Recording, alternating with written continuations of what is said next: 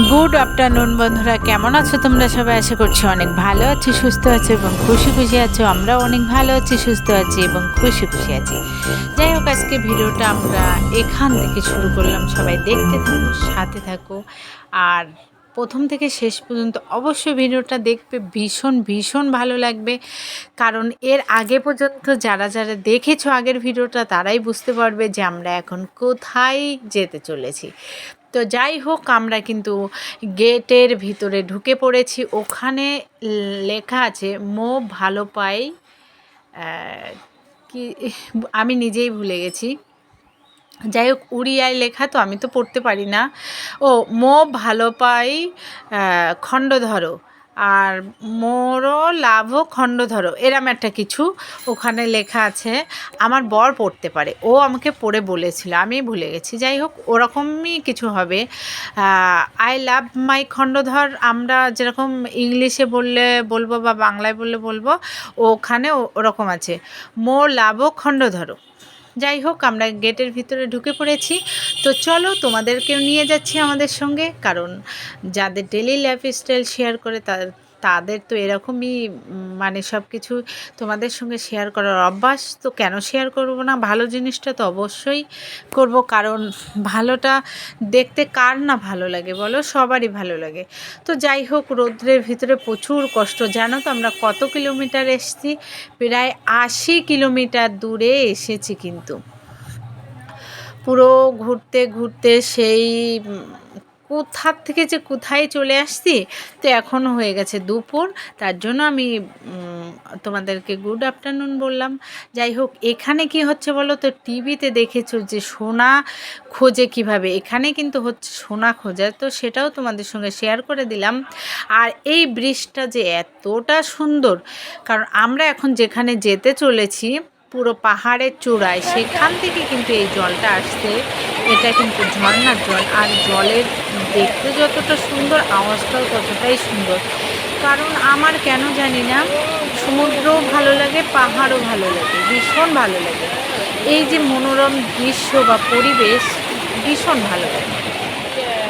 এখানে ফটো তুললে কত সুন্দর হবে বলো তো? এখানে কিন্তু আমরা প্রচুর ফটো তুলেছি, আর চারি সাইডটা দেখে বুঝতেই পারছো যে কত সুন্দর জায়গা।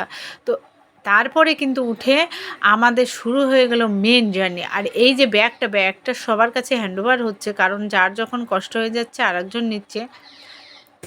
ওই ব্যাগের ভিতরে আমরা নিয়েছি খাবার দাবার, জল, কারণ উপরে উঠতে তো কষ্ট হবেই। আমার তো অবশ্যই হবে, ভীষণ কষ্ট হবে। তারপরে মানে এদের এখনই চলছে না, আর হচ্ছে না, সেরকম একটা ব্যাপার। যাই হোক, আমরা কিন্তু অনেকটা দূর চলে এসেছি, অনেকগুলো সিঁড়ি। ঠিক আছে, লাস্টে বলবো আমরা কতটা সিঁড়ি আসলাম। এবার এখানে আমার অবস্থা তো এখন থেকে শেষ, আর আমাকে তো এরা ভ্যাঙাচ্ছে, যা ইচ্ছা বলছে। আমি বলেছি আমার যত কষ্ট হোক, ল্যাংড়ায় উঠি, খোড়ায় উঠি, পা ফুলে উঠি, আমি কিন্তু উঠবো। তোরা কি ভাবছিস আমি মোটা বলে কি আমি হাঁটতে পারি না? সিঁড়ি ভাঙতে পারবো না? আমি দেখো কেমন করে উঠছি, তোমরাই দেখতেই পাচ্ছ, পুরো একদম বয়স্ক মানুষের মতো করে পা ল্যাংড়ায় হাঁটছি। যাই হোক, তবু উঠবো, কারণ এত কষ্ট করে এসেছি, এতটা জার্নি করে, এতগুলো রাস্তা, এত দূর এসেছি। আমি উড়িষ্যায় থেকেছি অনেক বছর, কিন্তু আমি এই জায়গাটা আসিনি। আমার অনেক দিনের ইচ্ছা যে নেক্সট আবার যেদিন উড়িষ্যা যাব, আমি খণ্ডধর যাব। তার জন্য এবার আমি আমার বরকে বলেছিলাম যে আমি কিন্তু গেলে আমাকে খণ্ডধর নিয়ে যেতে হবে, তবে আমি যাব, না হলে আমি যাব না। তো বলেছিল, একবারেই কোনো না করেনি যে হ্যাঁ ঠিক আছে নিয়ে যাব, যাইনি যেহেতু কখনো, নিয়ে যাব। তো এসে তো ভীষণ কষ্ট হচ্ছে, ভালোও ভীষণ লাগছে, কিন্তু এতটাই কষ্ট হচ্ছে না কি বলবো, মানে বলার কোনো ভাষা পাচ্ছি না। আমি যে ছবি তুলবো, ভিডিও বানাবো, রিলস বানাবো, সেই এনার্জিটা লস হয়ে যাচ্ছে, যেহেতু গরম, প্রচণ্ড গরম, পড়ে পারিনি। তো যাই হোক, দেখো আমরা প্রায় অর্ধেকটা দূর চলে আসলাম। এই যে এখানে একটা মন্দির গুহা মতো আছে ছোট্ট করে, সেটা আমার ভিডিও করা হয়নি। এখানে বসে আছে তোমাদের দাদা ভাই, মানে আমার বর আর আমার ছোট ছেলের কিন্তু ভীষণ এনার্জি, ওরা সবার আগে সব সময় থেকেছে, লাস্ট পর্যন্ত ওরা আগে গিয়ে ওই জায়গা থেকে ঘুরে চলে এসেছে। আমি কিন্তু লাস্ট পর্যন্ত যাইনি, আমি তোমাদের শেয়ার করব সেটা, কারণ মানে গেছি দেখেছি, কিন্তু যে পুরো আর কি আর আমি উঠতে পারিনি সেটা অবশ্যই শেয়ার করবো। তো এখানে এনার চেয়ারাখানা দেখো, পুরো হিরো জেসে লাগরে। আর আমরা আবার শুরু করলাম, মানে মোটামুটি আমরা 5 থেকে 600 সিঁড়ি ভাঙা আমাদের হয়ে গেছে। ওই দেখা যাচ্ছে মামার বাড়ি, সেরকম একটা অবস্থা। ওই দেখা যাচ্ছে পাহাড়ের চূড়া, ওখানে আমাদেরকে যেতে হবে, মানে বুঝতে পারছো এখনও প্রচুর প্রচুর দূর। তো যাই হোক, তবু ওং শিবায় নমঃ বলছি আর হাঁটছি, যদিও জানি এখানে শিব ঠাকুর নেই, আমাকে রক্ষা করবে না, ওই জন্য আমার কষ্টটা বেশি হচ্ছে। তবু উঠবো। এনার ভিডিওটা করার আমার একটা মানে হলো যে এই দাদুটা কি সুন্দর রিল্যাক্সে উপরে উঠে নেমে ঘুরে চলে আসছে। ওরকম একজন বয়স্ক মানুষের এনার্জি দেখলে আমাদেরও এনার্জি চলে আসবে, তাই না? এটাই তো স্বাভাবিক। তো যাই হোক, ওনাকে দেখে আমি আর একটু পাওয়ারফুল হয়ে গেলাম, এনার্জিটা একটু হাই লেভেলে চলে আসলো। যত কষ্ট হোক, তো মানে আমাকে সবাই এমনিতেই উল্টোপাল্টা বলছে, আর আমারও এখন মনে হচ্ছে যে আমি কেন পারবো না। ওরকম একজন দাদু পারছে, আমি কেন পারবো না? আমিও পারবো, আমিও উঠবো। তার জন্যই সেটা তোমাদের সঙ্গে শেয়ার করলাম যে আমিও চেষ্টা করছি দাদুর মতো। যাই হোক, আমার ছাড়া দাদুর এনার্জি বেশি, আর আমার এমনিতেই একটু পায়ের সমস্যা আছে, আর তারপরে এখন তো আরও বেশি সমস্যা হচ্ছে, যেহেতু সিঁড়ি ভাঙতে হলে তো সবাই কম বেশি বোঝো খুবই কষ্ট হয়। যে যাই বলুক না কেন সবারই খুবই কষ্ট হয়।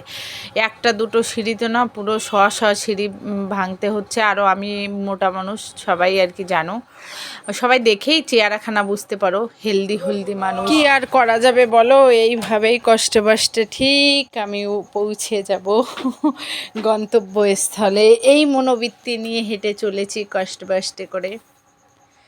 তো উঠতে সরতে এইখানটায় এতটা কষ্ট হয়েছে আমি তোমাদেরকে বলে বোঝাতে পারবো না।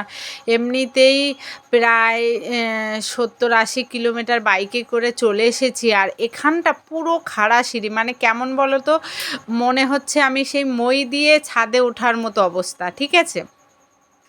মানে সমতল বা একটু শুয়ে চলে না, সেরকম কোনো ব্যাপার নেই, এখানটা প্রচুর খাড়া। এইখানটা এসেই সবার একটু কষ্টটা বেশি হয়ে গেছে। আর এর অবস্থা তো আমার ছাড়া কেরাসিন অবস্থা। আমি বলছি, তুই যে একদম কাঞ্চন মল্লিকের মতো ফিগার, বলে কি যে আমি এইখান দিয়ে যদি, ওই দেখো দেখা যাচ্ছে ঝর্ণা, ও বলছে কি এইখান থেকে যদি আমি পড়ে যাই আমি আর বাঁচবো না। আর আমি বলছি কি আমার মারার জন্য একদম বেশি কিছু প্রয়োজন নেই, শুধু এখান দিয়ে ধাক্কা দিয়ে দিবি, আমি একদম করতে ওখানে গিয়ে একটা গাছের গায়ে ঠ্যাক খাবো, মরে যাবো ঠাস করে, বেশি কিছু একদম কষ্ট করা লাগবে না।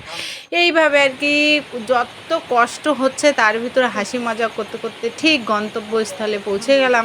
কিন্তু পৌঁছে গিয়ে কিন্তু ভীষণই শরীর খারাপ হয়ে গেল আমার, ভীষণই শরীর খারাপ। এই ভিডিওগুলো আমার বড় ছেলে করেছিল পরে, কারণ এতটাই শরীর খারাপ লাগছিল, বমি পাচ্ছিল, মাথা ঘোরাচ্ছিল, হার্টবিট বেড়ে যাচ্ছিল, মানে সে ভীষণই খারাপ লাগছিল। এবার আমার আবার টেনশান হচ্ছে যে আমার ওরকম হট করেই শরীর খারাপ হয়, মানে ভীষণ, আমি কাউকে বলে বোঝাতে পারবো না আমার কেমন লাগে। মনে হয় কি যে পুরো একদম সেই হবে, মানে এখনই শ্বাস বন্ধ হয়ে মরে যাবো, এরকম একটা ব্যাপার। যাই হোক, ওই যেখানটায় আমরা দাঁড়িয়েছিলাম ওখান থেকে কিন্তু আমি আরও 200 সিঁড়ি ঝর্নার পুরো একদম মুখে যেতে। তো কি বলবো, দেখতে কিন্তু ভীষণ সুন্দর লাগছিল। না আমি ভিডিও বানাতে পেরেছি, না আমি ফটো তুলতে পেরেছি। হালকা পাতলা অনেকক্ষণ ওখানে বসে মাথায় জল দিয়ে মোটামুটি অনেকটা রিল্যাক্স করে ঘন্টা খানিক পরে এই যে নামছি, আমার ছেলে মানে ছোট ছেলে আর আমার বর কিন্তু নেমে গেছে। তো আমরা এই ফেরত যাচ্ছি, এই কল থেকে মুখ টুক ধুয়ে নিলাম। তো আজকের ভিডিওটা বেশি টানবো না, এখানেই শেষ করব। দেখে নাও আজকের জার্নিটা।